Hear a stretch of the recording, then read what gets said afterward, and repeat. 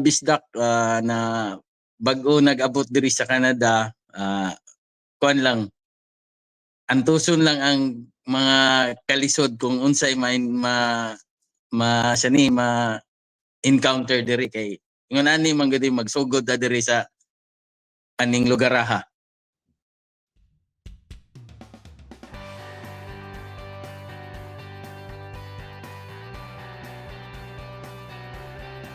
Kumusta kabayan?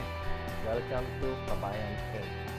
The podcast where we share kwento, sip some kape, and dive deep into life here in Canada.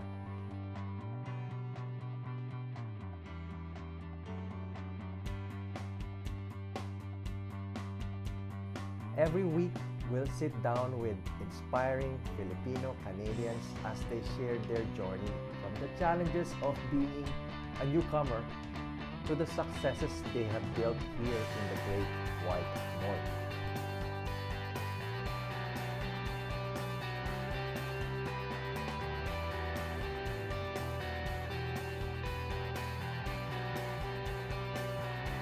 Okay, magandang umaga, magandang hapon sa ating mga kabayan dyan na nanonood. Kasama natin ngayon ang ating kaibigan na si Glo Peter Gasco, tubong Sikihor, at shout out do sa mga taga Sikihor dyan na nakakapanood. At Glo Peter, if you may, pwede mo bang ipakilala ang sarili mo sa ating mga tagapanood at tagapakinig? Hi po, ako po si Glo Peter Gasco, 45 years old at 10 years na po ditong naninirahan sa Canada. Very nice, very nice. Pare Koy, so yung sa Kape Kwentuhan Canada na podcast natin, inaalam natin kung ano yung life journey ng ating guest. And sa iyo Glo Peter, paano ka ba nakapunta dito sa Canada? Ikuwento mo naman at ano yung saan ka nanggaling? Galing ka ba sa Pilipinas or 'di ba nabanggit mo seaman ka. So papaano do sa mga makakapakinig natin or mga makakapanood na kagaya mo rin na seaman, paano ka nagsimula dito sa Canada? Ikuwento mo nga pare Koy. Yung kwento ng buhay, oo po, ganun. Si Mrs. kasi nauna dito, inisponsoran sila yung ate niya nakahanap ng sponsor. Ano pa kami noon, girlfriend ko pa siya. So hanggang umabot sa panahon na nagpakasal kami, hanggang nakuha niya ako dito. 2013 nagpakasal kami, 2016 nakarating ako dito, ang bilis lang.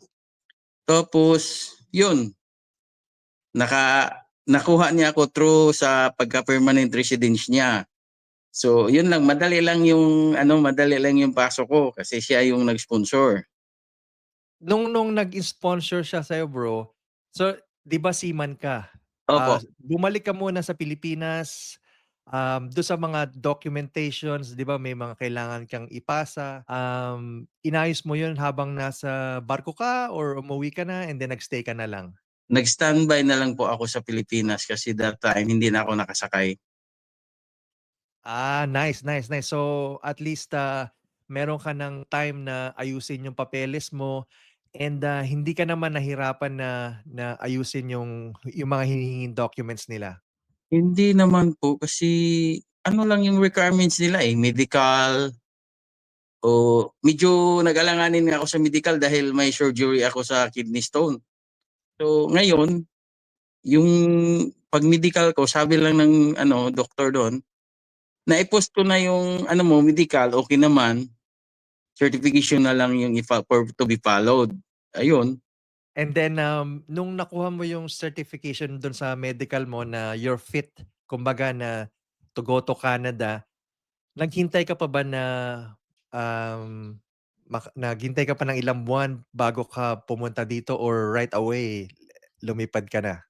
parang 4 months lang ata inaantay ko tapos nakapunta na ako dito. Mabilis 'no, mabilis lang talaga. Mabilis lang yung process that time kasi yung 'di ba yung natamaan ng bagyong Yolanda, mayroong yung government doon na kung sakaling may mga family member na papunta dito or nag-waiting ng mga sponsorship program nila, madali lang that time. So nung time ng Typhoon Yolanda, yeah, merong naging program ang Canada no'n na, to speed up yung pagpa-process nung mga, um, ma-migrate ng mga kamag-anak from Opo, opo, tama, Philippines. tama. And, so nung time na yun, hindi kumbaga kasi nasalanta yung lugar niyo nun, 'di ba?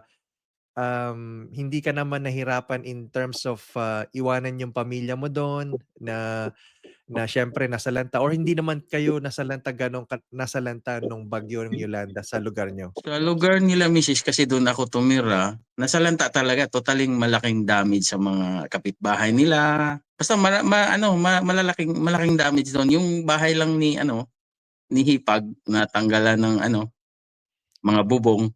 Eh, Okey. So hindi siya kumbaga devastated talaga yung lugar na oo, yun? totally ano talaga yung talagang makikita mo sa palibot nung bahay ni Hipag, flat lahat yung mga ano do'n, mga bahay na Mga iba. bahay. Oo, yung Talagang ano 'no, talagang, yeah, yung area na yun sa Visayas is, talagang yun yung, area na tinamaan ng Yolanda, eh. And and bro so nabanggit mo na seaman ka, nung dumating ka dito sa Canada, ano yung pakiramdam mo nung bagong dating ka? malaking pagkakaiba. Dahil hindi ko kasama yung first time ko lang makasama yung asawa ko na gano'n. At saka 'pag dito sa tungkol sa klima rin dito, mahirap mag-adjust. Anong month ka nung dumating ka dito, bro? February -25 yata yun, 30 yung naano ko, na-encounter. Grabe talaga yung ano 'no, yung parang, talagang sinapa ka kaagad dun sa winter ng Canada 'no, February. Oo, tulo yung luha ko sa ano ng lamig. May allergy ako sa lamig, eh. Oo, talagang mahirap pala talaga sa'yo dahil meron kang ano 'no, allergy sa lamig. And, Oo. paano ka nag-adjust dun bro? Like, kung ganun na, siyempre ang Canada malamig, right? So, bundle up lang or may tini-take ka pa bang gamot or wala naman? Wala naman. Yung allergy ko lang, yung ano ba yung pang-ano sa mata, yung Yung parang nada-dry yung mata mo. oo, dry tapos yun, So, nag-adjust naglalagay lang ka ako, pa mga yung eye ano lang, drops, mga eye hmm. drops. Eh, Tapos nung yung 'pag unti-unti kong inaano yung lamig kung paano ko labanan. yeah, yung February pa naman kasi kasagsagan ng ano yan, eh, ng, winter. Talagang, malamig, snow sometimes 'di ba, -25, -30 ganyan ang Oo, ang ang temperature. And bro, so knowing na dumating ka dito ng February, winter, siyempre medyo parang, nasaba ka kaagad sa ganong klima.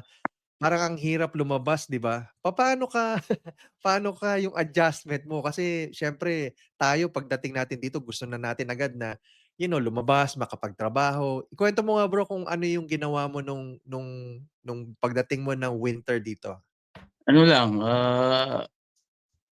nag mahirap magsuot pala ng ano dito, ng leggings. Yan, eh, yan ang tapos yung winter boots, naku ang hirap isuot pala, ang bigat. Ang bigat. Tapos Eh, ano yung naging ano mo bro, how many months before ka nagkaroon ng trabaho at saan ka nagtrabaho? 3 months ako bago nagkatrabaho kasi ayaw pa ni misis niya akong patrabahuin baka magkasakit daw ako. Part-time lang ako noon that time na mga cleaning, panggabi. Hmm. Yung mga Walmart dito sa may malalayo tina-travel namin 2 hours, 3 hours. And Orillia minsan nakarating doon. nakarating ka pa ng Orillia, yeah, mga about siguro mga 1 oras 'yan 'no, ang biyahe mo Oo, nun? tapos dito sa may Oak Ridge na Walmart, Alliston, Bolton, ang lalayo. Ang lalayo. So meron kang kasamahan na may sasakyan, may Oo, service siya yung kayo. ano, may pini-pick up lang ako sa apartment that time, tapos yun, hatid sundo. Paano mo paano mo nahanap bro yung trabaho na ito? In what way? Ano lang po, yung connection. Alam mo naman, mga pahingi ng ano, baka mayroon kang ano diyan, maibigay na part-time ni ano, ni Glupiter ah. Mayroon Oo. namang nagbibigay that time. Maigi talaga na so si misis mo mas matagal na siya nauna siya dito and matagal na siya dito, at least na built na siya ng network niya na kung saan makakatulong para makahanap ka rin ng trabaho. So, I guess importante din sa mga new immigrants na darating dito, importante talaga na meron ka ding, network na puwede mong pagtanungan at paghanapan ng trabaho, 'di ba? Opo, opo. Sa ngayon nga bro, meron akong ano, meron kaming grupo na Bisdak Ato ni Bay sa mga Bisaya lang. So ngayon, maraming mga newly arrived dito ng mga students, magpo-post doon, maghanap ng trabaho kahit ano. So ngayon, meron akong isang naipasok doon sa scrapyard. So ngayon bro, ang trabaho mo na ngayon from cleaning, nagtatrabaho ka na ngayon sa scrapyard? Hindi pa, ano pa 'yon, sa furniture, marami pang trabaho. Kuwento mo nga Dadaanan bro. sa bikiri. Kuwento mo nga bro paano yung ano, yung transition mo from sa isang trabaho dun sa susunod na trabaho. Ano yung naging trabaho mo after dun sa pagki-cleaning? Naging assembler sa ano, furniture, yung sa file ko. Pagkatapos nun, may part-time pa kami na binabantayan na matanda sa gabi ni Mrs. yung ano, 92 years old that time. Sinasamahan ko siya doon sa condominium. Hanggang yung matandang yun, mayroong sariling scrapyard din siya na siya ang buyer dito ng mga stainless dito sa Toronto. Mayroon siyang scrapyard sa Burlington. Gusto niya akong ipasok sa scrapyard niya kasi wala siyang Pilipino doon. Sige, siya, alam naman niya na gaano daw kasipag yung mga Pilipino magtrabaho. Dinala niya ako doon, kaso lang ang layo. So, sabi niya, mayroon akong isang suki dyan sa ano, Kilan Highway 7. Ipasyal kita kung gusto mo, subukan mo lang isang linggo. Kung hindi mo kaya, mag-resign ka. So, dinrive niya ako doon.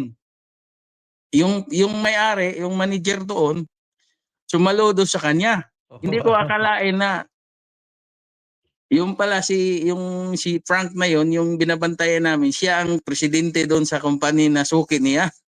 Oh, galing. Oo. Nagulat siya na pinag-drive ako nung ni Frank. Nung boss nila. Oo, sabi niya, suki ko yan. Tapos saludo ako niyan dahil mayaman yan. Sabi niya gano'n. Pero mayaman din naman sila yung pinagtrabahoan ko ngayon. So yun, naging masaya siya dahil nagustuhan ko yung trabaho na yan. Kaso lang bro, yung nang masaklap. Kasagsagan ng winter, nasa labas kami nagtrabaho.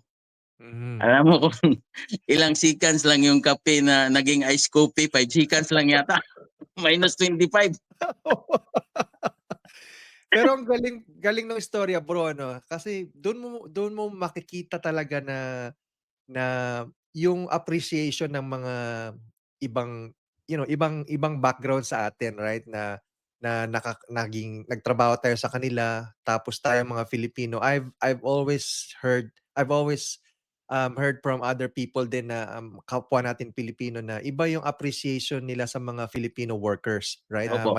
Matiyaga tayo, we work hard, and, we do that extra mile. Kaya ang galing bro, I appreciate yung storya mo na isipin mo pinag-drive ka pa nung nung Oo. tao na yun, right, right? So and bro, so ngayon nasa scrapyard ka, um, nahirapan ka ba dun sa transition mo from dun sa trabaho mo as a seaman, now nandito ka sa Canada, yung ginagawa mo ngayon? Hindi naman kasi sa barko kasi, yung trabaho sa barko at sa dito sa ano, sa scrapyard parang pare-pareha lang bro. Kasi mainit sa engine room eh. Oo. Kasi 'pag magka-trouble yung makina doon, bugbugan din. Dito sa scrapyard may bugbugan, pero hindi katulad nung ano na nasa barko na parang 10 oras ng gabi magising ka dahil may nag-trouble doon sa engine room. Dito Hmm. naman ano lang, yung nasa kung oras ng trabaho mo, trabaho ka lang. Pagkagabi nandito ka sa bahay, pahinga lang, Oo. gano'n. So at least, yun nakita mo yung diperensiya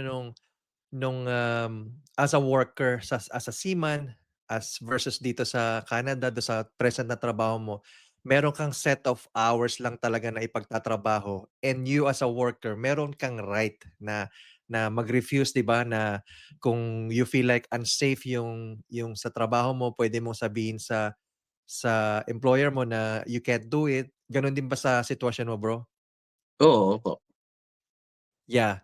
So, with that difference bro, masasabi mo ba na mas mas maganda na yung work situation mo dito sa Canada versus dun sa pagiging seaman mo? Oo, para sa akin mas maganda dito kasi kasama yung pamilya Mhm, at saka yung maano mo yung paglaki ng anak mo, masubaybayan mo siya. Kasi mostly kasi sa seaman, yung anak mo makasama mo lang 2 buwan.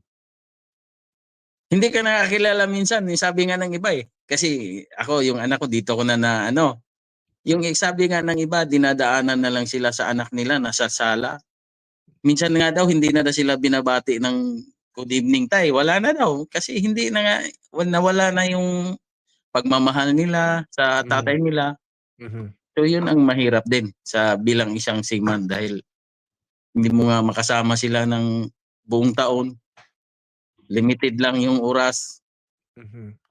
Yeah, totoo yan bro kasi I remember din naman dun sa situation namin, yung tatay ko nagsa-Saudi siya. So parang gano'n seaman, right, na Mm, malayo kayo sa pamilya, uuwi kayo after 1 year, 2 years, sometimes more. Tapos makasama mo sila isang buwan lang or 2 buwan and then the rest, lumalaki yung pamilya mo, yung mga bata ng hindi ka nila nakikita. So, yun yung sa situation mo, yun yung give up mo para at least itong, makasama mo yung mga anak mo, makita mo silang lumalaki meron naman talagang, opportunities dito sa Canada na makahanap ka ng trabaho na will sustain yung pamumuhay niyo as a family at least makikita mo yung mga batang lumalaki. No, now with that being said bro, meron ka bang mga regrets dun sa pagpunta mo dito sa Canada? wala pa akong mga pagsisisi na ano, kasi lahat ay nandito na, eh. 'Pag tungkol sa health, ano naman libre ka. Yung hindi lang libre dito bro, ano lang yung mata at saka ano pa yung hindi. 'Pag tungkol naman sa Ah, benefits, mayroon kang benefits sa company, mayroon ka namang dental ano covered. So 'pag tungkol sa gamot naman, 'pag may benefits ka, ma-cover up naman. So wala na akong maiano dito, wala na akong mai-complain. that's good Satisfied bro. na ako. Yeah, that's good. That's good bro coming from you, as a Filipino Canadian immigrant.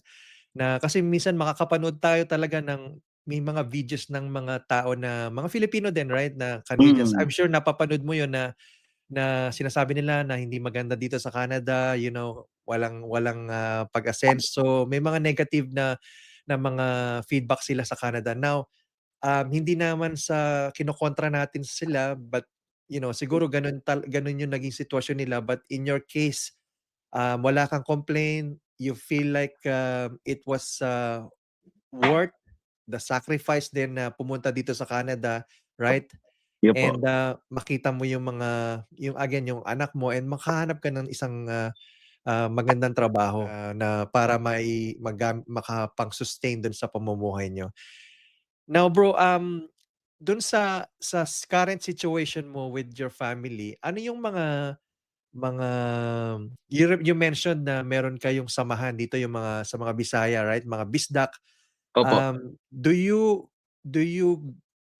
guys, meet, every, once a year? Kuwento mo nga bro, papaano yung sa association niyo na 'yan? Ano po 'yan, mga ginawa po nila yung mga nakilala ko lang din through sa diyan sa group na 'yan. every summer or Christmas party, mayroon din kaming mga gathering. So yun, magkakilala.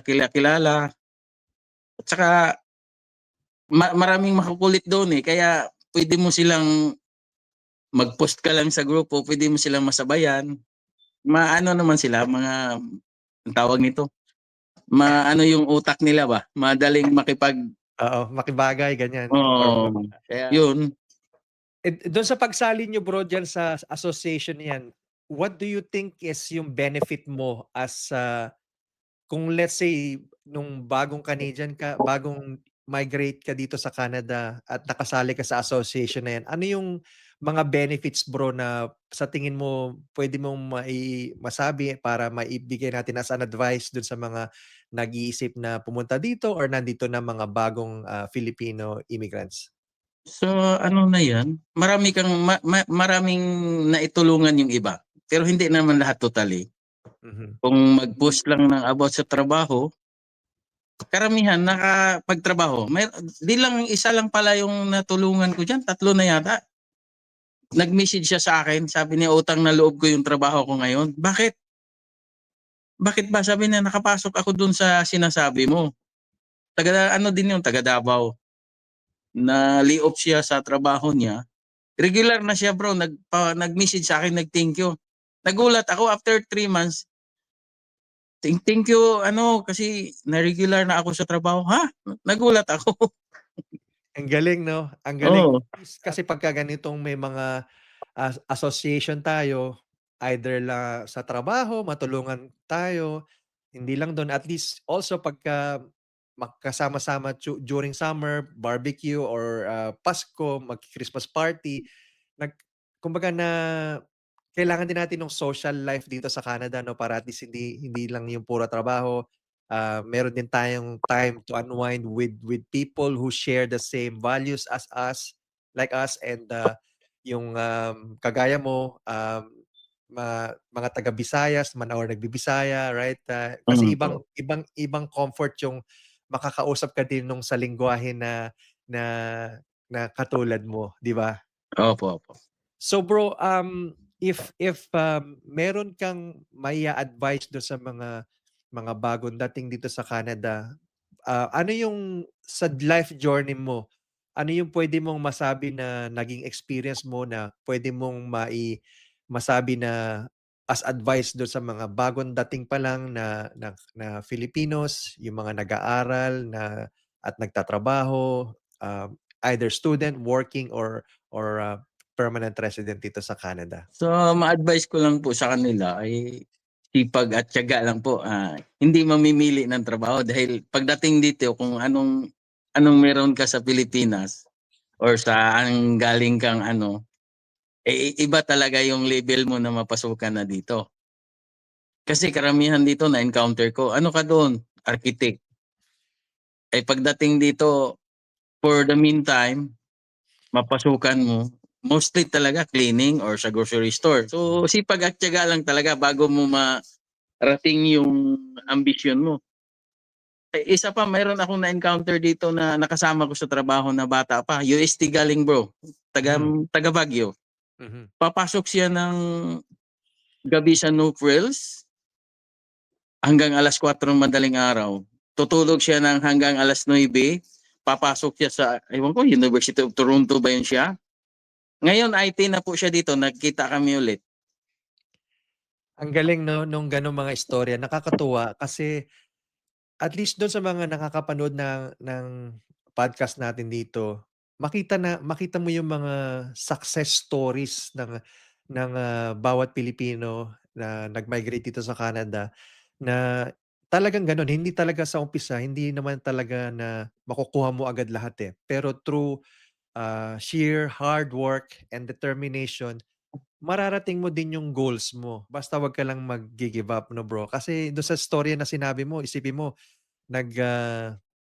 tatrabaho sa Nofres tapos pagdating sa umaga pumapasok sa trabaho. Talagang grabe din yung determinasyon Oo. nila.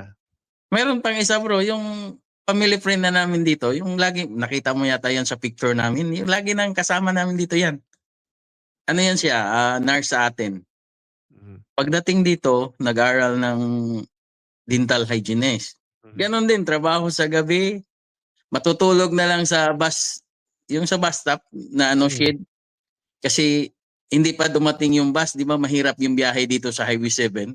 Oo, Hindi pa nakarating yung bus, titigil na yung bus sa kanila, businahan na lang siya kasi nakilala na siya na na doon siya sumasakay natutulog. dun. Oh, sumasakay.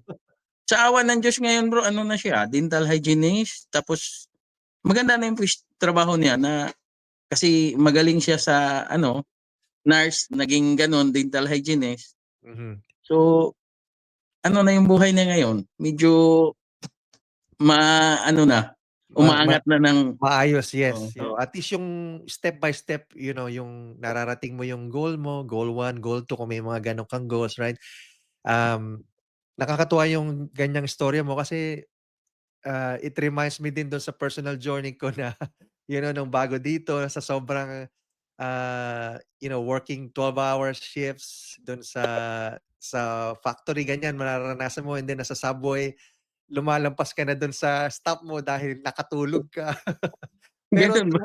oo bro, naranasan ko din yun. But looking back, nagtatawanan na lang din kami ni misis, dun sa mga personal experiences namin na ganyan, nung na mga kagaya nung naikwento mo. And I'm sure it also, resonates dahil maraming mga Filipino-Canadian immigrants dito na dumaan din sa ganyan. Wala namang ano, wala namang madali kumbaga, unless talaga na, kumbaga dadaan ka pa through preparations, right bro? And, bro, kayong, ano naman sa, another topic bro, ano yung mga gustong-gusto niyong gawin dito as a family bro, na paborito mong puntahan just in case na na may yung nga, yung mga nakakapanood sa atin, may maisa-suggest ka ba na na magandang puntahan as a family or as an individual kayong pamilya, ano yung paborito niyong puntahan? 'Pag summer, sa camping lagi. 'Yun ang nila, namin dito. Camping or di Niagara Falls. Ayun, karamihan. Kadalasan pala. Oo, dahil talagang 'pag bagong dating dito, Niagara Falls, dahil ako nung dumating din ako, Niagara Falls agad ang pinuntahan namin ng tito ko. But like you said, camping, right? Bro, mahirap bang mag-camping dito para dun sa mga first time na magka-camp this year? Ah, Kuwento mo nga, bro, yung mga ginagawa niyo at saan kayo pumupuntang campgrounds? So kadalasan dito sa may Balsam Lake, maganda kasi doon, eh. Yung piliin mo yung malapit-lapit sa tabing ilog. Oo, dun sa may ano, para at least, yung mga bata mag-e-enjoy 'no? Oo, And kasi mga bata nga. nagse-set up ba kayo ng mga tent bro or yung mga log house na yung pinupuntahan niyo? Si-set-up-an ng tent. Parang parang ang lumalayas kami sa bahay bro, parang dala na lahat, eh. Kaldero, kalan, Lahat-lahat na po kasi parang gumagapang na nga yung van na 'pag sasakyan, kinargahan. sa dami nung dala. Ay grabe. Pero nakakatuwa bro dahil 'pag kayo ba pumupunta as family lang or marami kayo? 6 na pamilya, minsan 7. Ang dami 'no? Taga-Batters pa yung iba. Oh, nice, nice. Tsaka nakakatuwa dun kasi pagka mas maganda mag-camping 'pag marami kayo, eh. Dahil 'pag umaga na, lahat nagkakagayat na, nagluluto na, preparasyon, tapos nagkukuwentuhan, tapos yung setup niyo mga puno, very relaxing, quiet, right? Or sometimes Opo, hindi nga opo. quiet dahil talagang kuwentuhan 'no? Kwentuhan, dun lang kami ng oras na magkukuwentuhan dahil alam mo naman puro trabaho tayo. Yeah. So yun na, magkukuwentuhan. Alam mo kung anong mangyayari, Ano? 5 kahon na Budweiser na uubos sa kakwentuhan. Yan ang mahirap. Oh, nice, nice, nice. Nakakatuwa, 'yan yung mga tinatawag na na Canadian experience talaga that you get to enjoy what Canada has to offer and especially yung mga ganyan campgrounds, lakes, right bro? Lakes, opo, yun ang pinaka-the best. Fishing, Fishing. fishing, ayan. I know maraming mga Pilipino na mahilig diyan sa fishing dahil eto season na naman, at least, marami na naman tayong, mga kababayan na magfi-fishing. So, as a new, immigrant dito sa Canada, you guys have to enjoy, no, bro, yung ganyang pag-fishing, camping. Besides that, bro, ano pa yung mga paborito niyong pastime dito? Especially, let's say, winter na, ganyan. Nag-skating ba kayo? Yung mga bata po hindi naman ako na yung mga bata lang po natututong mag-skating no pag summer ay yung winter, nag-ano sila tubagunin yun, mga kasama sinasamahan namin, gano'n. Oh, nice, nice, nice. At doon sa mga tagapanood natin, meron pong program dito ang City of Toronto. I'm not sure doon sa ibang lugar pero merong program kasi na ang mga bata or even adults can learn skating, yung mga ganyan for free. Oo, So, meron po. Dito sa may Malvern community center, karamihan po dito sa mga community center libre libre lang po. yes, yes. So yun, puntahan nyo lang, search nyo lang doon sa City of Toronto website at kung doon sa mga cities nyo outside Toronto, meron din diyan na mga free lessons. And last na any other word of advice na masasabi mo pa na hindi mo pa nasabi, bro, doon sa mga tagapanood natin? Ah, parang nasabi ko na yata. Okay, okay, bro. And no regrets sa pagpunta dito? Ay yun talaga. Wala na akong mai-complain dito sa gobyerno natin dito, bro. Basta ano lang, sipag at tiyaga lang talaga yung gagawin dito. Okay, napakagandang istorya. Bro, um, sa iyong lengguwahe sa Bisaya, bro, mag-ano ka nga, bro, salita ka lang ng isang meaningful na payo or pagbati sa ating mga kababayan na taga Visayas, mga bisdak, ganyan, bro. So mga bisdak na bago nag-abot diri sa Canada, kuan lang, antuson lang ang mga kalisod kung unsay siya ni ma encounter diri kay ingon ani man gud magsugod ta diri sa aning lugaraha. Alright, thank you so much, bro Glow Peter, at sa iyong time, sa iyong panahon dito sa pagsama sa atin sa ating Kape Kwentuhan Canada, and sa mga tagapasubaybay natin, tagapanood. At maraming salamat sa time niyo. God bless, bro. Maraming salamat. Thank you din po. Thank you po. Have a good day.